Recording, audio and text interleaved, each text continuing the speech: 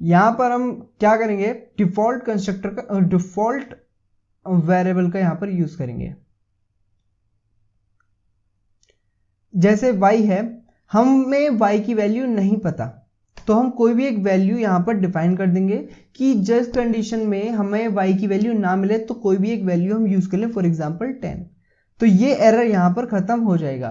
तो value of a is 1 and value of b is 10। ठीक है, अगर हमारे पास वो वैल्यू मिल जाए तो क्या होगा, वैल्यू जो हमने अभी गायब की ना वो हमारे पास वापस आ गई। तो उस कंडीशन में क्या होगा, ये जो वैल्यू है ओवरराइट हो जाएगी, मतलब b की वैल्यू वापस वही हो जाएगी जो हमने सेट करी है।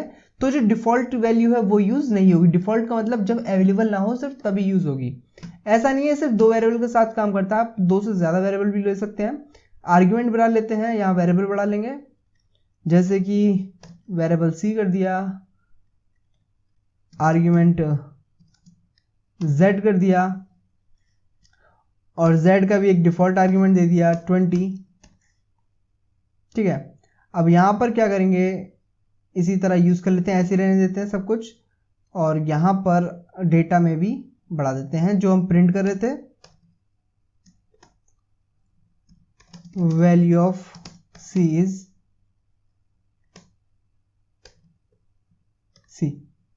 अब c कोई वेरिएबल हमने यहां पर डिफाइन किया नहीं है, डिफाइन किया बट वैल्यू असाइन नहीं की है, तो c की को हम एक वैल्यू असाइन कर देंगे z।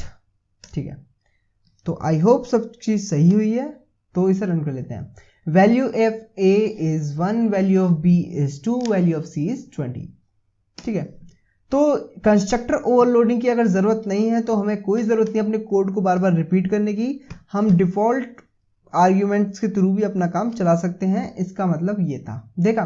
तो अगर आप वैल्यू दे रहे हो तो वो यूज होगी, अगर वैल्यू नहीं दे रहे हो तो डिफॉल्ट वाली यूज होगी। यहां पर सिर्फ यही मतलब है।